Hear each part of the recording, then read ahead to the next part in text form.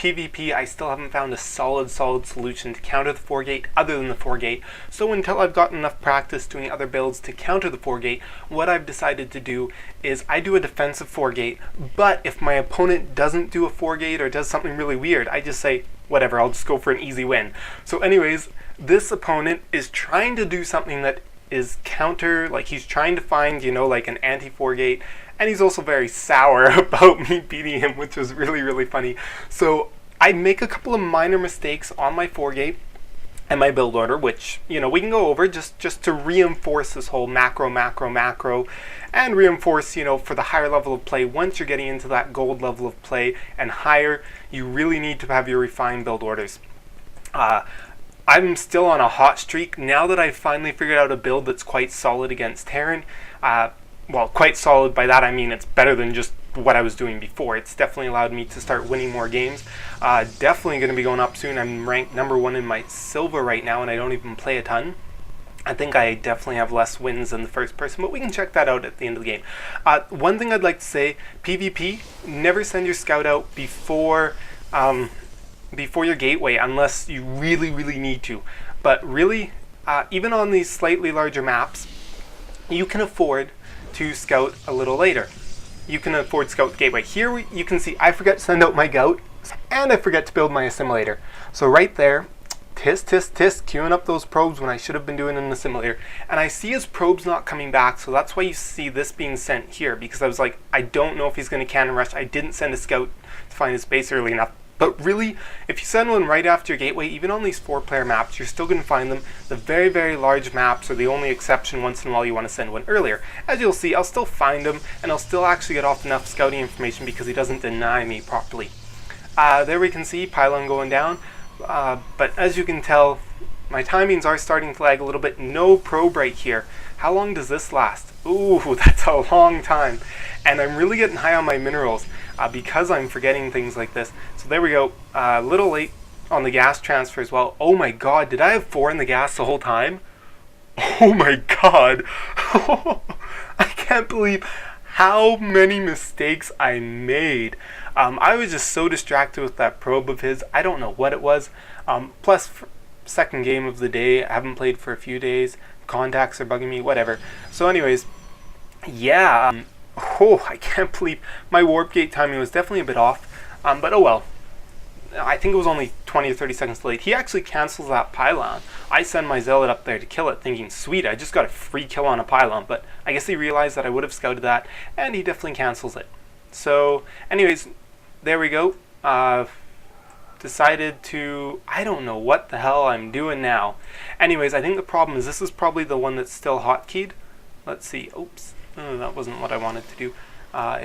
This is the one that's still on my hotkey. I always forget when I make my first unit. I end up doing Shift 1 instead of Control 1 because I always put that first probe that I want to build my first items and preferably scout. I put that on hotkey because usually they're scouting. So as we can see, I get right in here. I see he has double gas. If we look at my vision, double gas. That tells me right away he's not going 4-gate.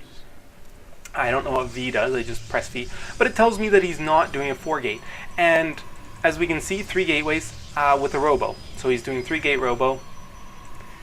And I don't know if he was planning on doing a hidden expansion. Who knows? But so I'm just like, okay, you know what? I'm just going to 4-gate him. I'm going to get this easy win. Whatever. And no, I'm not quite stressing out yet, but I am stressing out. I sent this up here to make proxy pylon, but because it's still on hotkey 1, it started coming back. I finally realized this, and I finally readjust my hotkey. As you can see, only 2 units on there, even though I should have all 3 on there. So that was definitely, I was really worried about that because this pylon won't get up in time. I know my warp gate technology finished, and it's like, ugh.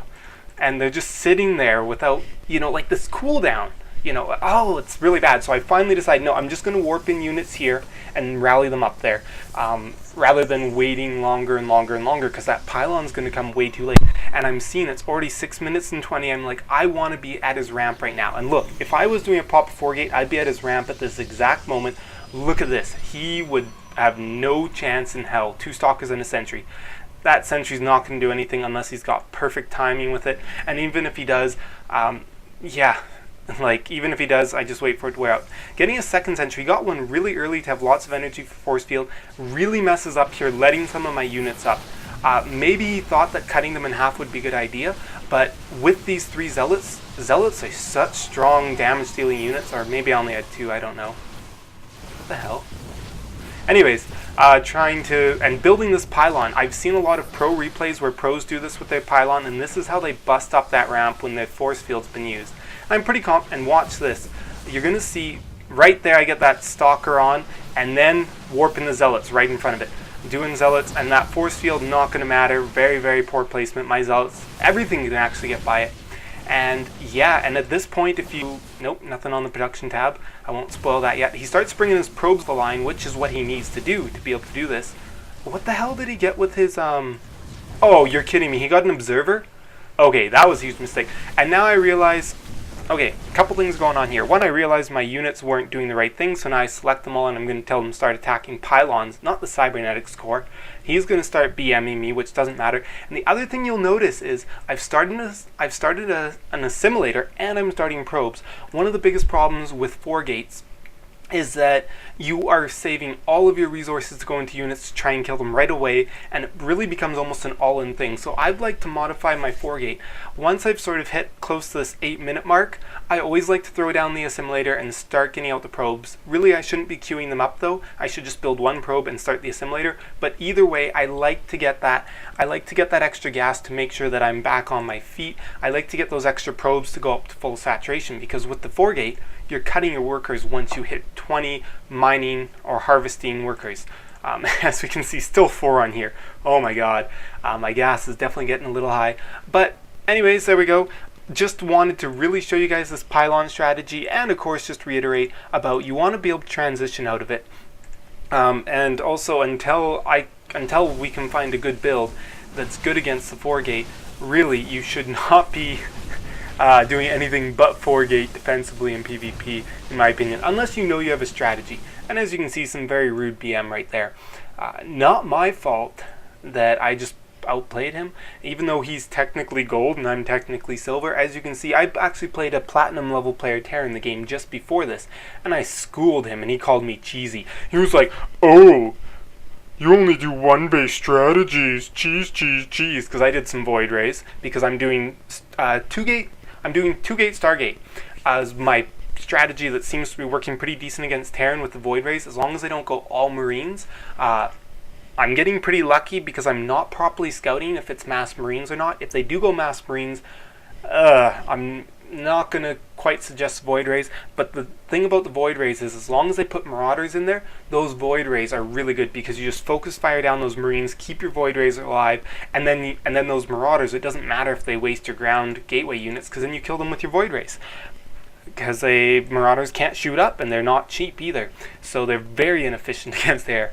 Yeah, and I beat this platinum level player and he BM'd me as well, saying that I was being cheesy, and then I was like, well, you did a double scan on my base near the beginning of the game, which means you're not using your mules. That's 520 minerals, or 540 minerals you wasted on a double scan.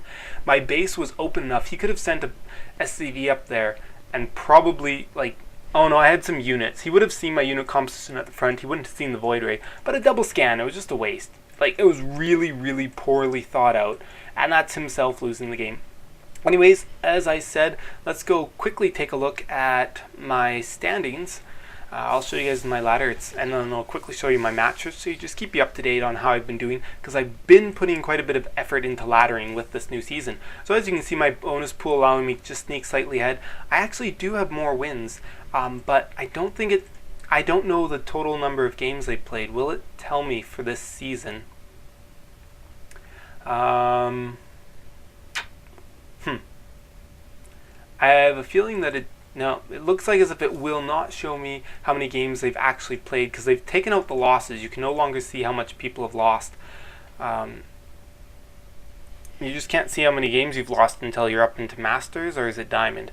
I can't remember, but anyways, we'll go into my match history, and you'll see that being placed in silver was such a good thing for me. So as we can see, build orders, I was against the Terran here, lost. That was that loss. Still feeling very weak against my Terran at the time. And if we look at the other loss, it's probably going to be Terran again. Yep, Terran again. Because at this point, I still hadn't really realized what would be a good way to fight against Terran. And yeah, I think these two were Terrans. Those two were wins once I started doing the Stargate, 2-gate Stargate. It's been very well for me. That was my last game. As you can see, though, definitely my wins completely outweighing my losses ever since I've been placed in silver in Season 2. So it's been a great run for me. It's been fun leveling up, and I'll be in gold soon, hopefully again. And I'm really working on going up into platinum. So definitely, guys, it's just about having some practice once you've learned those skills. And of course, refining your builds, because really that was sloppy of me in that last game not to have a great build.